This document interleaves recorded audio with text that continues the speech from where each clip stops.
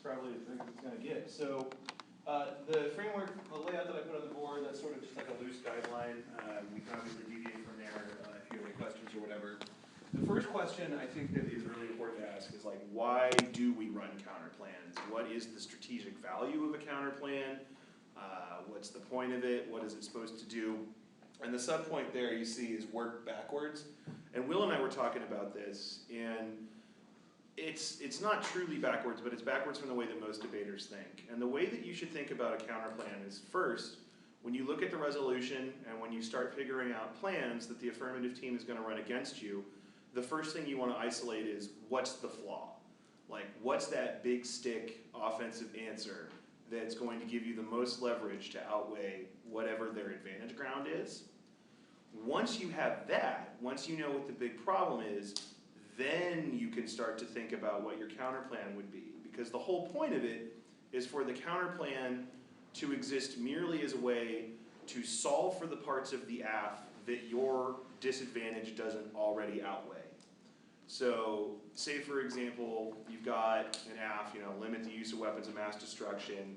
You've got this big disadvantage about, yeah, we should probably do that, but it should be in a way that, if you do that, that's going to cause all this mad backlash because of this one specific type of weapon that disappears. Say, for example, theater missile defense. The counter plan would then be, now that we know that theater missile defense is good and plan gets rid of it, the counter plan would be do plan except for theater missile defense, because now you get all the benefits that the plan espouses, but you don't have to worry about the disadvantage, which is a net benefit to the counter plan. Yeah, and I mean, this is a really key mistake that a lot of debaters still make, and it comes back to understanding what is a counter plan. A lot of times people think, oh, so I get to read a counter plan, I'm the negative. That means my job is to come up with a good idea, a better idea than the affirmative. Wrong, right? That's not what a counter plan is. A counter plan is a tool with which you can neutralize an advantage, or you can neutralize an affirmative argument. But it isn't like an award in terms of who's coming up with a better idea. Because remember, the central question of every debate is the affirmative a good idea, right? And so you coming up with an independently better idea isn't relevant, The affirmative has to be topical. The negative can't just get up and say, we should give $100 million to charity, and that would be better than your affirmative. That would be silly, right? So the idea is that counterplans, for a counterplan to make sense, it has to sort of demonstrate implicitly that the affirmative is a bad idea, and it does that in conjunction with a disadvantage. True. So are we good on there? I think that's sort of the goal of the counterplan. Figure out your big stick offense first, and then if you can't use that to outweigh the rest of the plan advantages that you might not have responses to, you can at the very least solve for them so that you can do a good idea that is better than the plan text. So the types of counterplan, and this isn't an exhaustive list or anything, but it is important to know the various types of counterplans that you'll see out there. One of the most popular is the consult counterplan. So anytime there's a plan text, it's the United Nations will do this, or NATO will do this, or the United States will do something to assist this specific group. A lot of negative teams will run consult, which is plan text, do the plan, but consult whoever that group is. So consult the United Nations as opposed to just fiating the action, or consult the group for whom you're trying to solve. So for example, if you've got a case that has to do with tribal politics and you're trying to help solve some problem that are faced by First Peoples in this country, consult would be consult the Indian nations, consult the 7 nations, something like that. Because what the benefit of that is when you have consultation, typically the net benefit would be a relations argument. So by consultation, you're bringing people into the fold and giving them a voice that they wouldn't normally have. And then there are unique benefits to that. So that dialogue would potentially produce other benefits that you wouldn't have if you didn't include that party in your discussion. I feel like we need to talk about competition, because to really understand consulting, why it works. Yeah, okay. Let's do competition. Yeah, okay. So before we do competition, let's just do the basic structure of a counterplan, and then yeah. Okay. So the basic structure of a counterplan is written up over there. every counterplan more or less looks the exact same. There is a plan text. After you've read your counterplan text, then you explain competition. And competition is something that we will discuss in far more detail. Will's going to discuss in just a second. After you discuss competition, you have solvency, why the counterplan solves for the things that you say it does. Pretty simple, and it seems like any case. And then the net benefit. And the net benefit can either be like a disadvantage that you run, your big stick offense, you could say is a net benefit to the counterplan because it avoids that. Or it can be an independent piece of offense that is unique to the counterplan, which would be specific to something like a language pick, which we'll talk about later. But competition is the most misunderstood facet of the counterplan debate by pretty much everyone. And don't worry, Dr. Chamberlain is here to help you figure that out. So, again, I mean,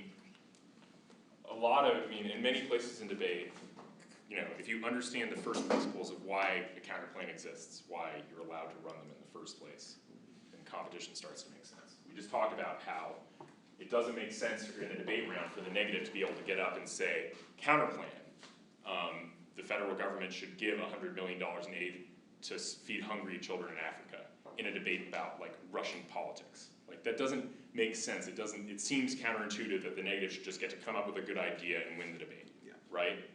So what is a counterplan? Well, a counterplan it's a defensive argument. What you're effectively saying is, even if there's something good about the affirmative, you don't need to do the affirmative to get access to it. You can do something different.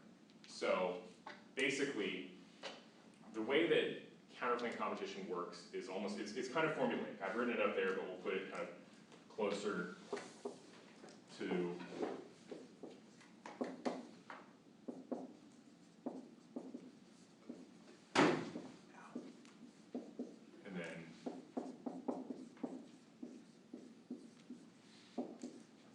the idea is that if you are the negative, you are trying to prove that the counterplan and the counterplan alone is the best policy option in the debate round. Right? It's not that the counterplan is necessarily better than the plan, but your job as the negative is to prove the counterplan and the counterplan alone is the best policy option. And if the affirmative is able to prove any of these three propositions true, then the counterplan is not competitive. For example, if the plan is a better idea than the counterplan, we should do the plan. Yep. Makes sense. Straightforward. If the plan and the counterplan together, that world, is better than the counterplan alone, then the existence of the counterplan is not a reason to reject the plan. Very important. You feel like you understand what I just said, right? And similarly, if the plan and part of the counterplan is a better world than the counterplan itself, then the counterplan is not a reason to reject the plan. Yeah. Right? So, because think about what any of these three things mean. It means that your counterplan just doesn't matter. It doesn't prove that the plan is a bad idea. But on the other hand, if you can demonstrate that the counterplan alone is better than the world, any world where you have the counterplan plus any part, the plan plus any part of the counterplan, then what you've demonstrated is that if you do the plan, you're giving up the chance to do the counterplan alone. And therefore, what you've effectively proven as the negative, if you've proven that none of these things are true, you've proven the plan's a bad idea, right? The counterplan is basically there to tell you that the affirmative team is foregoing the opportunity to do something better. Like, they're missing out on the chance to do something cool. And that's why, like, any of those different formulas, like all of those different conditions would mean that the counterplan does not show that. Okay. Like, honestly, like, this is the point where if you are at all confused, we will stop and like continue to work on this, because this is like more important than anything else we're going to talk about. Yeah, competition's like the single most important part of the whole thing. Yeah, like this happens in every debate you have a counterplan. Yeah. So, well, it kind of makes me think of like Econ 101 where we talk about opportunity costs. Yes. Yes. Yeah. Yes. So it's Right. that same idea, but with the plan and counterplan. Yes. Exactly, right? The question is the counterplan an opportunity cost to doing the plan, right? And so when you have a normal plan, like just, I don't know, I mean, again, the Russia example, like it's not an opportunity cost of doing the plan that we couldn't possibly give $100 million in aid to Africa. Now, on the other hand, if the counterplan would function better in a world where the plan didn't happen, then yes, the counterplan is an opportunity, is actually an opportunity cost of the plan. So that's exactly the way you're supposed to be thinking about it.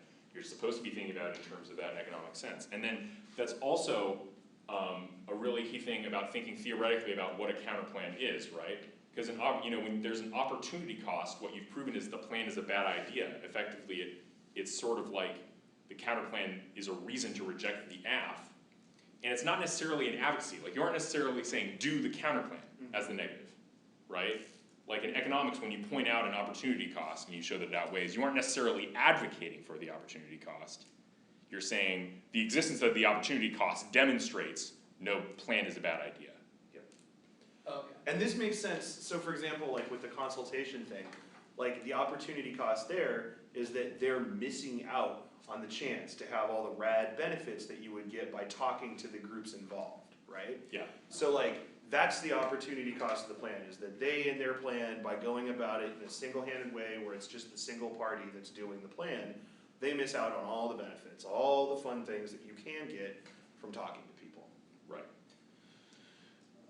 So, I guess now, and you'll understand that we'll talk about this under each one of these, like how competition functions. So generally as the negative, when you're writing a counterplan, there are basically two ways in which you can make your counterplan competitive, right? There are two ways that essentially, if you design your counterplan right. Not artificially. Yeah. Well, one is you write the counterplan so that it's mutually exclusive. This is a phrase that needs probably to be in the competition section of your counterplan every single round that you run one. Well, I want to be careful with that. Not all the time, all but it is very, very, very frequent. Yeah, so many of the counterplans that are up here, for example, the consultation counterplan and the time frame counterplan, we'll get into those, you're writing a counterplan that is mutually exclusive, meaning you literally could not do the plan and the counterplan at the same time, right? So the consultation counterplan, if the plan was the United States will build a hospital in the land belonging to First Peoples. Tribal lands, yeah. Tribal lands. And then the counterplan the United States will enter into binding consultation with that Indian tribe to determine whether or not to put a hospital on the land. If you go ahead and act, you've given up the chance to consult. Does that make sense? Okay. Right? So, okay. In that case, for example, then, just thinking about why you would do that for consultation, like in the hospital example, building a hospital is all well and good, but the consultation probably gives you access to experts on the ground who know better how to administer tribal health care, who have been working in this environment for a long time.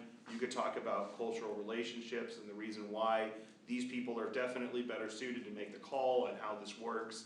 And you would also always want to make the claim under the consultation counterplan that the party that you're dealing with would say yes in 99.9% of consult counterplan cases. Because obviously, if they say no, then plan is better because you get the benefits of the plan. Right. Okay, so like this morning's debate about Israel and Palestine, one of the counterplans, it was like discussed of could a ceasefire be negotiated? So would that be like a consulting? Could they? Yeah. So it was sort of interesting because that was like a consultation topic.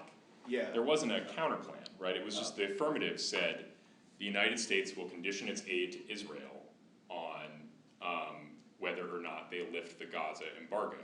Now, you could do an interesting counterplan that would be a consultation counterplan in that debate. You might say the United States will consult Saudi Arabia on whether or not they should condition their aid to Israel on whether Israel will relieve the Gaza blockade. That would be a consultation counterplan. But that goes to the idea, the reason I think it is not all counterplans are going to be mutually exclusive. And that's okay, because there are many, many good counterplans in the world that you could conceivably do in the world of the plan, right? But it would be a bad idea. Right. That's the other idea, is that net and thinking about it in terms of the counterplan being net beneficial. Yeah. Right. The counterplan, just because you can't do both of them at the same time doesn't mean that the F, or that you could do both of them at the same time, doesn't mean the F wins. The F still wouldn't win if you're able to prove that there are far greater advantages to doing just the counter plan than doing both, which goes back to this. Yeah, exactly, like, if you think about mutual exclusivity, what you're saying is you just can't do both at the same time. And that's just a Physically mechanical. impossible. So what that means is, from the perspective of the formulas up here, right, these two, you don't even have to worry about these two right here. You don't have to worry about whether or not the combination is better than the counter plan, whatever, because you can't do both. So then but it doesn't mean you win the debate. Just proving that the counter plan is mutually exclusive isn't enough, right? You have to win that it's better. Yeah.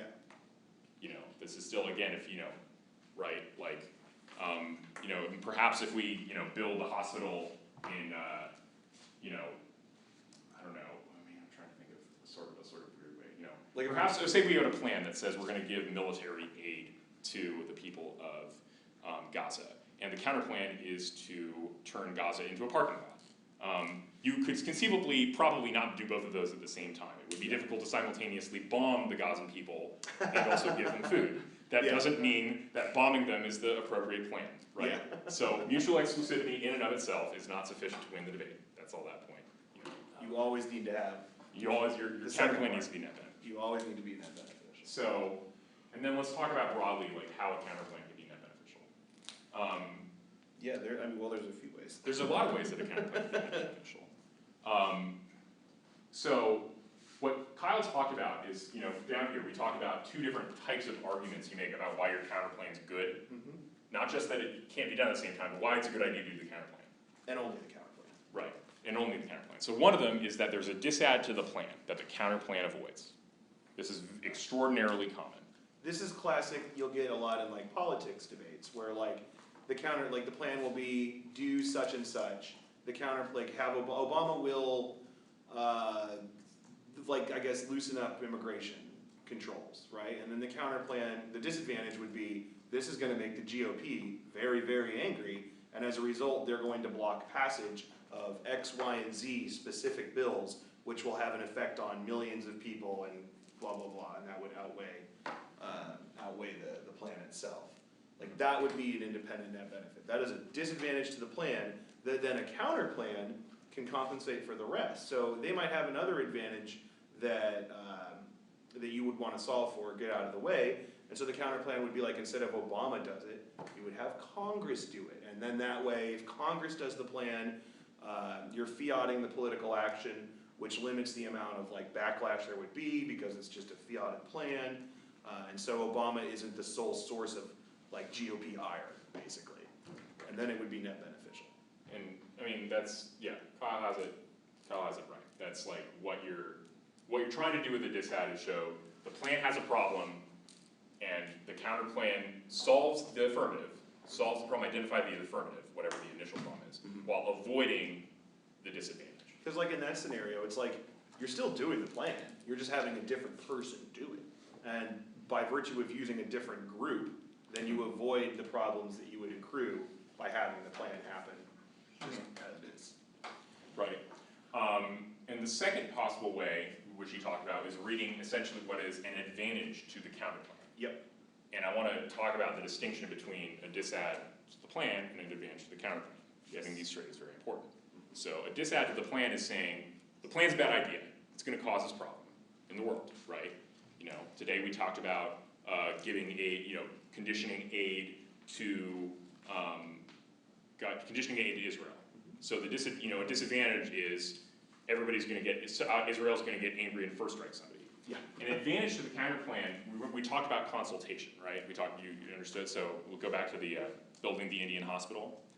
So you might say the counter plan is a uniquely good idea.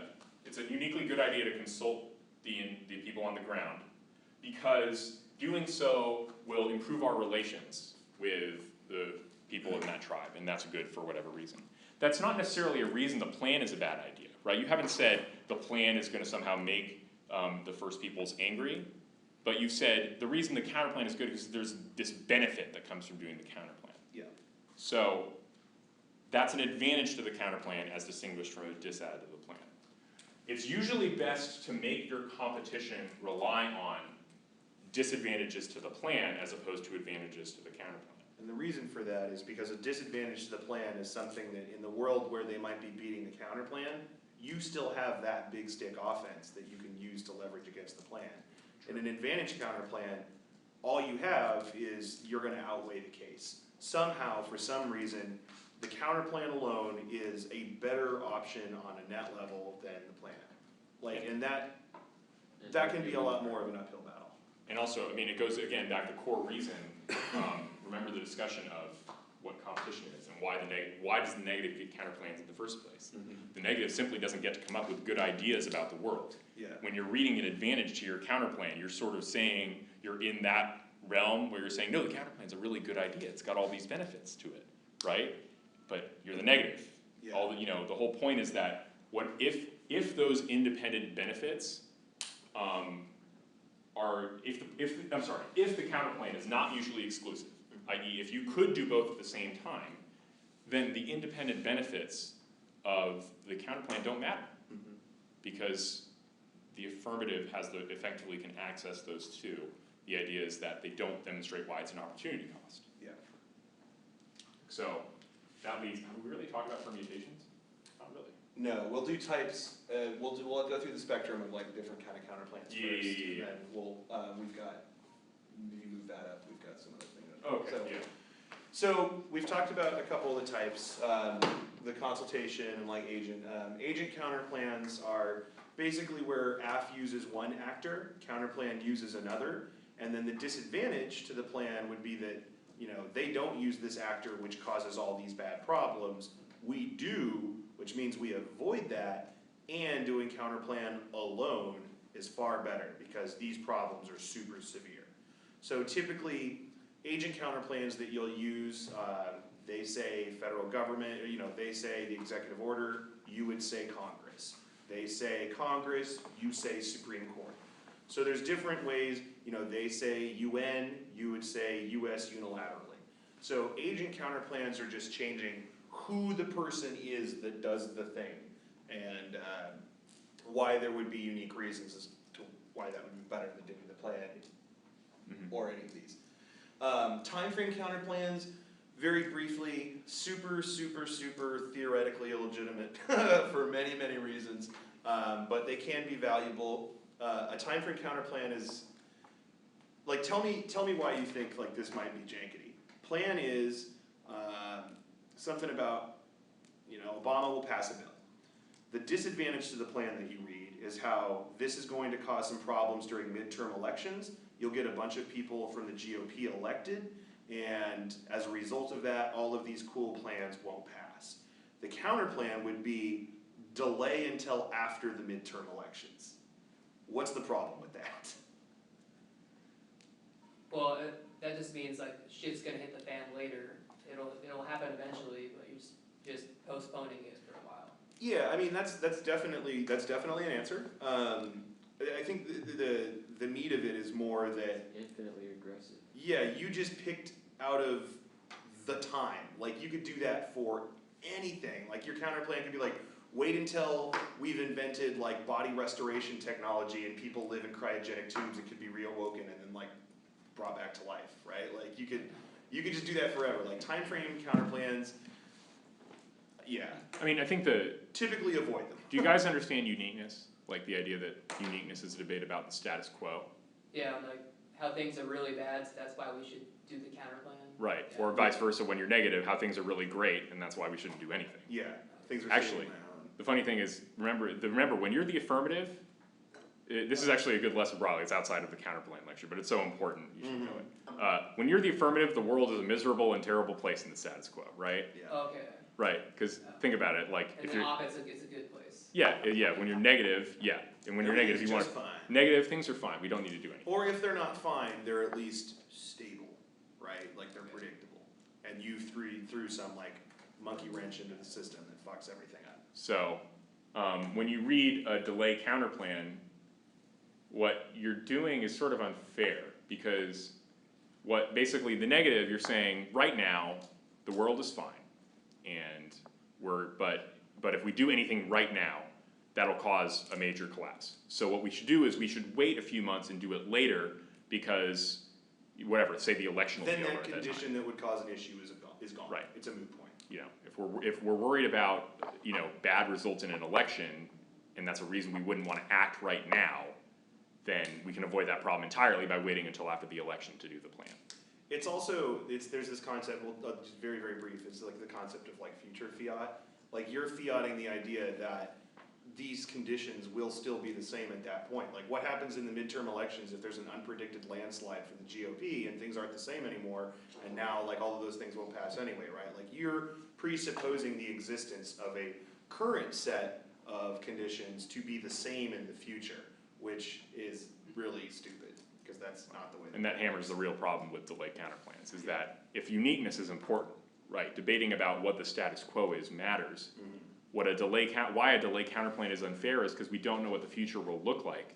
So we as the affirmative can't have a debate about uniqueness for our arguments, and you get a debate about uniqueness for your arguments. That's unfair. Yeah, which is not something you'll probably ever hit, or something you'll probably ever run. It's just a good way to cheat. Conditioned counterplans, very, very important. Conditioned counterplans are super cool. They're a good way to, like today, for example, like the resolution more or less hijacked the conditioned counterplan ground, but you could make other conditions. So basically, say for example, like you got our tribe. We would say, condition the provision of the hospital to the tribe on these set of parameters, or like this set of parameters. Conditions are, like you're literally just putting a condition on it. Like, for example, like if there was a resolution or a plan that was like give military aid to Israel, then counterplan could be like condition that on ending settlements. And the argument needs to be, when you make those counterplans, you have the same issue that you have with consult, you need to prove that they'll say yes. That's first and foremost. And your argument under a case like that would be like, of course they'd say yes because the military aid is the thing they want the most, but this is something that's easy for them to get rid of and not a big deal.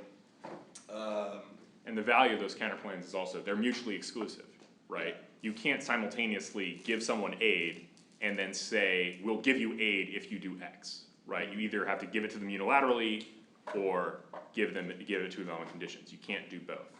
So they're easy in that it resolves the question of mutual exclusivity out of the gates. Right. They're just 100% mutually exclusive, which is very nice in later on when you get to deal with the perms that invariably they will be laying out all over the place. Picks are the shit. Picks are the coolest fucking tool in the history of debate. Picks, the way that you should think about picks, like, it's just like, I call it like the but theory, do plan but. So you want it, pick means plan inclusive counterplan, so it has the plan in it, but, and then you would remove a piece. So, say for example, like, there's a landmines case, this is actually a real round that I had against Glenn and JD. There's a landmines case where it's like ban all landmines. So ban all landmines is the plain text. The pick, the smart pick would be except for in the demilitarized zone between North and South Korea. And the reasons for that are like, obviously if you remove all those landmines, then North Korea has a lot easier path directly into Seoul and shit gets real super fast. Picks are, you think about picks the same way you should always be thinking about counterplans, which is what's the flaw with the plan? What's the big problem? And then how do we get out of that problem? An offshoot of the pick is the language pick. And that's a thing where there isn't a problem with the plan itself per se, but in the language that they used in the plan text or in the way that they used to describe it. So some past examples, like say there was a plan to dismantle Minuteman missiles, your language pick would be like do plan, but they have to be referred to as this, because like the term man in the title, blah, blah, blah, that's like super bad. And then it's like usually language picks are paired with a critique. Like in that case, the big problem would be they violate all this, like frankly hippy-dippy bullshit that is super bad, and the pick gets out of it because we used the right term. So for example, this applies a lot in resolutions where you have places that you're dealing with that have multiple names, so like Burma, Myanmar, or Haiti versus République d'Haïti, which is like in French. And the language pick would be, Will actually judged around with that argument in it, that they say Haiti, counterplan, do plan for the Republic de Haiti, and then you talk about linguistic self-determination and why it's important to have cultural relevance encoded into the processes by which we describe international relations and da-da-da. And again, I mean, picks start out, picks are mutually exclusive. Yep. Right? Can't do both. You can't do both. You say, cause like, you know, if you say, if the AF is do 10 out of 10 things, and the counterplan is do 9 out of 10 things, Can't do 10 you can't do and 9. and 9. Same You time. know, there's something that you're doing in the plan that you were explicitly not doing in the counterplan. They're like mutually Picks exclusive. are typically where you wanna go. That's what you wanna be thinking about, because it's so much easier, you're already thinking about what the problem is with the plan. Like, just think about ways that you could avoid that problem, and then you've got your offense. There you go, you got your disadd counterplan, and that's a Yeah. strat. That's, I mean, and that's like, yeah, exactly, I mean, that's a strat, that's a really good strat, like, Yeah. so a lot of, again, this is the thing that novice debaters aren't thinking about a lot, is that they figured out a problem with the plan, right? They're like, okay, there's this issue with the plan, it's gonna lead to this problem. But they aren't thinking macro strategically, okay, now that I've solved this problem, how do I win the debate, right? I figured out that there's something wrong with the plan, how do I win the debate as a result of that? And the answer is, this is where the disadd counterplan combo is so powerful. If you demonstrate that the plan has this substantial flaw, and there's a way to do the plan without this substantial flaw, We should probably do that one, yeah, right, like. and there's- only that one. Right, like whatever the affirmative says, but we have all these, you know, there's these good advantages that come from doing the plan broadly. You're like, I know, that's fine. But just because your plan broadly has some advantage from it, doesn't mean we should do your specific method if there is a disadvantage to your method that can be easily avoided. That's the logic of why this sort of counterplan makes sense, why it proves, and why the strategy in total, the disadd and the pick, proves that the plan is just a bad idea, right? So next, I think, Well, structure and order, I think we've already covered. perms. So perms are really hard. Perms are tricky as shit. Perms take people a long time to understand. Really what you need to know about a perm is, like, what is it? When somebody says perm, all that is a test of competition. All that's trying to show with a perm is that there is a way that you could do either plan and counterplan, or plan and a part of the counterplan. You're just trying to prove that, you know, it's not infeasible that we could do both. And that's an often used perm text, because you always need to have a text to the permutation, and it's always, you know, perm, do both. And here's the confusing part, I think, that links off of that, right? Yeah. So, when you hear a permutation used in a debate round, it'll sound a lot like a plan text, right? Mhm. It'll have a text, it'll say, you know, perm, do the plan. And all non-competing parts of the counter. Yeah, either maybe perm do both, which all that means is you take the plan text, you insert the word and you include the counterplan text. Mm-hmm. You know, all permutations will have a text, so you think, oh, so this is like a plan or a counterplan, it's like the affirmative's advocacy or something. Wrong. No, Wrong. not an advocacy. Remember competition, right? The argument in competition, when you say counterplan, what you're really saying is, look, if we do the plan, we give up the opportunity to do this counterplan alone, and that's worse. We're giving this opportunity cost. A permutation is an answer to that argument, right? A permutation is saying, no, the counterplan is not an opportunity cost of the plan. And so it's framed like a text, but it is not an advocacy in any way. It is a response. It is a way of demonstrating that the counterplan is not competitive, right? So what you'll hear is, usually it'll have a text, so you know exactly what the argument is, exactly how you're demonstrating that the plan and counterplan are not competitive. And then it'll have an explanation. So, let's assume a world where the plan was the United States will build a hospital in tribal lands, and then the counterplan is give $100 million in aid to Africa. So, the affirmative, in seeing this silly counterplan, will get up and say, perm, do both. And they'll explain, look, you can both build a hospital in tribal lands and give $100 million in aid to Africa, and they are not incompatible. There is no block that prevents those two things happening at the same time, in the same place, same world, whatever. And moreover, again, remember, it's important to have both, right? Like, while the negative wants to make sure that their counterplan is both mutually exclusive and net beneficial, as the affirmative, you need to show both that it's not mutually exclusive and that it's not net beneficial. So you say, when you read a permutation, you say, perm, do both. First, you can do both because they're not incompatible. And second, you should do both. That the best world is one where we do both the plan and the counterplan. And doing both means that the counterplan on its own, not opportunity That cost proves, plan. that proves this true, that the plan and the counterplan is, this is the best policy option. Therefore, the counterplan is not competitive. Therefore, it doesn't matter. Yeah, goes away. And so that's like, if you can understand that that's what you're doing with a permutation, and that's what people are doing to you, you're way ahead of the game. A lot of people really misunderstand terms. Like, for example, my coach, coach, wrote a post her senior year on net benefits about whether or not a permutation was an advocacy shift. Nope. Right? Because think about what a permutation text sounds like. It sounds like, perm, do both. We should do both the plan and the counterplan. And if you'll learn something about theory at some point, but it's pretty important that the affirmative not be allowed to change its plan during the middle of the debate, right? Because the negative is reading its disads based on what the original plan text was. So it's unfair if the affirmative can just be like, once you hear a disad on the affirmative, you're like, actually, we're gonna change the plan so we don't have to link to that disad. Yeah, that's unfair. That's bullshit. But so some people think perms are advocacy shifts because they think that a permutation is an advocacy because it has this text to it that's a lot like a plan text or a counterplan text. Just a test of competition. Wrong. Permutation is not that. When you say a permutation, you're not even saying we should do the permutation. What you're saying is the counterplan is not competitive, right?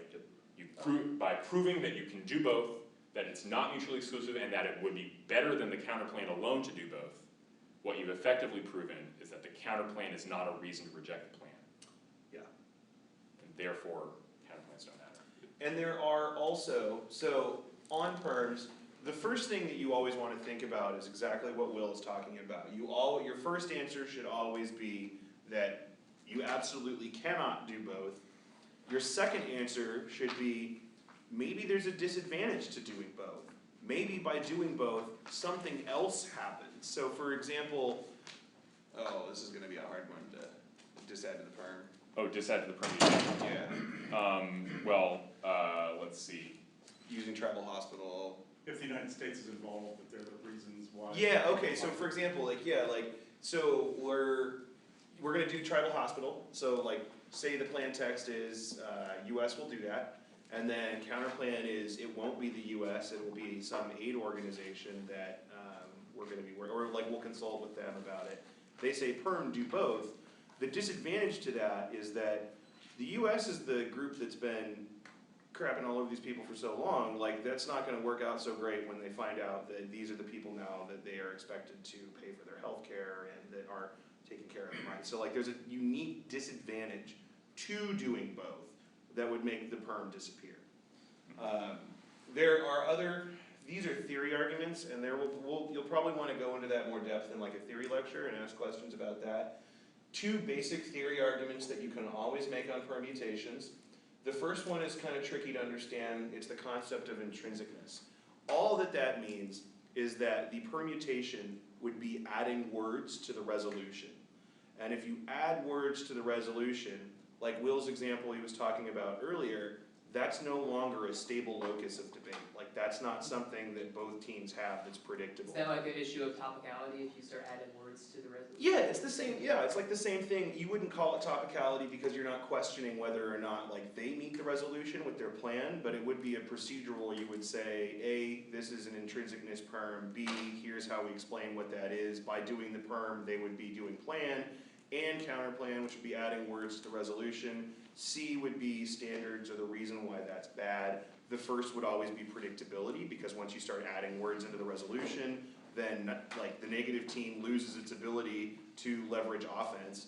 And second would be fairness, because it's just super unfair. Also, the big thing on intrinsicness is that, again, it kind of relates to what are perms, right? Perms are tests of competition. Yes. And so, intrinsicness, it really focuses on when people add things to the permutation that weren't in either the plan or the counterplan. Yeah. Like, and that's a key distinction, right? It's not just saying, because if it's just plan plus counterplan, then any permutation would be intrinsic. Which you can make that claim. You can make that claim. And It should lose, it should. Starting out, it's probably not a bad thing to say, just because it's easy offense against a permutation. Sure. But as you get more experienced, you wanna move away from that. Right, but the idea is, so if say you read a permutation that's like perm, do both, just keep doing it again, perm, do both, and give $100 million in aid, additional aid to Africa or something. And then you're like, haha, I have come up with a permutation that is better than the counterplan, right? Therefore, the counterplan is illegitimate.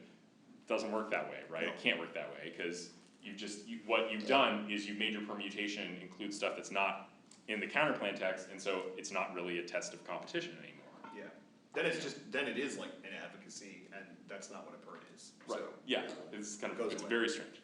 The second would be severance. And all that severance means is that your permutation text would sever out of parts of the plan. So for example, if you were to perm a consult counterplan, so say it's like, we've got our tribal hospital, plan text is what we build a tribal hospital, counterplan is we'll consult the tribe about it, and they say perm, do both, they're severing out of the part of the plan where it's just the United States, right? So severance perms are bad because if you're severing out of your own plan text, there is no predictability for the negative team at all. Because at that point, like, great, you come in here, we get our 20 minutes of prep, we've got the resolution, then you have your plan, which is the epicenter of the debate, and now we can't even use that anymore because you're cutting pieces out of it, like that's horse crap. And also, good to think about in terms of competition. If you're severing out of parts of your plan, is it really a test of competition if you're not using the whole thing? Not so much. It's also, now it becomes like an advocacy, and that's not what a perm is, which means it's not a test of competition, means the counterplan is still competitive. Yeah. So those are two quick ways. Your best bet, especially starting out in terms of answering perms, is always going to be showing why the counterplan is still competitive. And then after that, you always want at least one or two reasons why the perm would be worse. Why doing both of those things at the same time would be not as good as just doing the counterplan. Right, and this is actually really common. Like a lot of teams, the affirmative will get up and say, look, it's possible, permutation, do both. It's possible to do both. They're not mutually exclusive. Yeah. But they'll not talk about net benefits. They won't talk about how the perm is a better world than the counterplan alone. So if you're the negative and you get up in the MO, in the second negative speech, you can be like, look, we don't contest that the perm is possible. It's possible to do both. But they haven't proven that it's net beneficial to do both. And we have reasons, so long as the permutation includes the plan, it still links to the disad. That's usually the most common strategy. Remember that you have a disad to the plan throughout the whole debate. That disad is something that the counterplan hopefully avoids. But Will, I thought the perm shields the link. Ah, that is a clever argument you would make. Yes. I think you almost have to build a whole hypothetical to explain that one. Yeah. If you want to. I- Beginning lecture. Nah. Yeah, it's Nah. There is, you'll talk, if you go to like an advanced theory lecture, perm shields the link is an argument that people make where they say that because we've made this perm, we do not link to the disadvantage anymore, basically. Yeah. But that the world of the perm the doesn't world have of the the perm disadvantage. doesn't have the disadvantage. That is some tricky bull mess, and It's a good argument to make when you can make it. It's sort of like, I guess I can come up with it. So if the AF is Congress will do something, and the counterplan is the courts will do something, and the disadvantage is a politics disadvantage, saying that the congressional action will lead to political consequences. The negative will get up and say, okay, political consequences are bad, the courts can solve the problem without political consequences. let's do that. The affirmative will get up and say, perm, do both. The courts will rule this way, and Congress will still do what it was gonna do in the first place. And again, mutually exclusive, it's not mutually exclusive, but. And so the affirmative will say, so the negative's obvious kind of intuitive response to the permutation is, look, you're still using Congress. We already established that there's a problem with using Congress, that it's gonna lead to political consequences. But the benefits of doing both would get you out of that political disaster, so. Kind of, but it's not, it's like, no, it's not the benefits would, so it's that. The mechanism. Right, so, I'm trying to think of like, if you're the negative, how do you win the debate when somebody reads that perm? The affirmative is gonna get up and say, the negative wants to say, look, having both Congress and the courts do it is unnecessary, it's just duplicative, right? If the courts rule and say the death penalty is illegal, and Congress passes a law banning the death penalty, in either narrative, you don't get more from doing both. It's like the same outcome, but you still have this problem of the congressional politics to that. Whereas a perm shields link argument says, look, if both Congress and the courts do the plan, then that court action will provide political cover for Congress, i.e. people in Congress won't be as upset that they're doing this thing because there's been a court ruling to that effect. So what it's saying that even if the plan itself links to the disad, the permutation does not, because of the unique interaction between the plan and the counterplan. That's really sneaky. Yeah, well, your answer to that is always, that's a bunch of horse shit. Because, you know, in this case, just because, like the answer to that in this case would be like, just because the Supreme Court has issued an edict, like, give that redundancy alone would be a disadvantage to Congress doing the plan, because now the same political effects that you were expecting and your disadvantage as a result of congressional action, like, if anything, they would now be amplified. Because why are you doing this if the Supreme Court already made this ruling? So that would be an answer to the perm shields link argument. And also, I just want to talk a little bit about that redundancy, because redundancy is actually a pretty common situation that comes up in plan counterplan debates, right? Like, you'll have a lot of situations where the plan and the counterplan aren't mutually exclusive. Like, it's possible to do both. And this is a good example, right? Congress and the courts could rule the same way. Oh yeah. Or make the same rule. And have done in the past. Yeah, sure. But there isn't an obvious net benefit to doing both. Yeah. Right? Like, you don't need both. And so, a lot of strategic counterplans, like, that's what I'm saying, like, not all counterplans have to be mutually exclusive. There are many strategic counterplans that you read and you're sort of saying, look, I know it's permeable because obviously you could do both, but I'm confident that there isn't any advantage to doing the perm as opposed to doing the counterplan alone in terms of solving the affirmative advantages. Like, for example, like, that doesn't resolve the net benefit of the counterplan alone, right? Like, the counterplan still, on its own, like, just because you could do both at the same time, and there would be, like, even if there's no disadvantage to doing so, that isn't better than the counterplan alone, right? Okay. Well, but don't you still prove the third point? No, you have to prove that the counterplan is better than the permutation, right? Well, yeah, I mean, that would be your argument, is like, the risk of, like, any amount of backlash would be proof that the counterplan alone is the best option. Right. Because if Congress does it as well, like, even if it's unlikely, there is a chance that someone would, you know, like, the effects of the dissent would happen, which means counterplan is still better. Yeah. Even if just marginally, and even if only by risk, still better alone. So you just gotta be ready for the perm, because it's gonna happen. It's gonna happen. Yeah, it's gonna happen. Yeah. They're gonna read every time you're in a counterplan debate, like, whether, like, AF teams don't really think about whether or not it's strategic or whether or not it makes sense, but they will say perm. You just have to be ready to jump all over it and be like, yo, counterplan alone is better, here's the reason why the perm is either theoretically illegitimate and or also has a disadvantage to it because of X, Y, and Z. Yeah, and when you're writing counterplans, that's what you're thinking about, right? Because why is this better on its own? yeah, exactly, because that's, you know, it goes back again, why is a counterplan a reason to reject a plan? It's because doing both at the same time, that doing both at the same time would be worse. And so, yeah, all counterplans should when you're writing a counterplan and deciding, talking with your teammate in prep time about a counterplan, you're always thinking about the permutation. Always thinking about it. We don't have a lot of time left. I think we've already covered win conditions. The one thing that I do definitely want to talk about, in terms of like answers to the counterplan, the one thing that you'll always hear is the term conditionality. Do you know what that means? You ever heard that phrase before? So conditionality is a way of running arguments. So for the counterplan especially, like sometimes you don't feel that great about the counterplan that you're running. Sometimes an affirmative team just is super prepared and they will blow it up. And they've got all kinds of answers as to why your counterplan is not only not competitive, but it's also not mutually, like it's not net beneficial. Like if they're whomping you on the disad, you're like, shit, maybe I shouldn't be running this, or on the net benefit.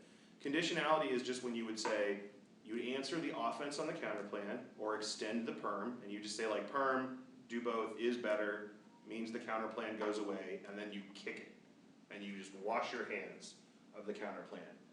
A lot of teams will then immediately say, that's called being conditional. That means that you can run an argument and not necessarily need to run it all the way to the end of the round. Because maybe you're like, well, we're getting waxed on the counterplan, we're getting waxed on the disad, but we've got some great arguments on case that I think we're gonna go for. So you do that, because why waste your time making arguments that are an uphill battle? So conditionality is basically the idea that it is unfair for the negative team to have the ability to run many different positions and then kick out of them at will.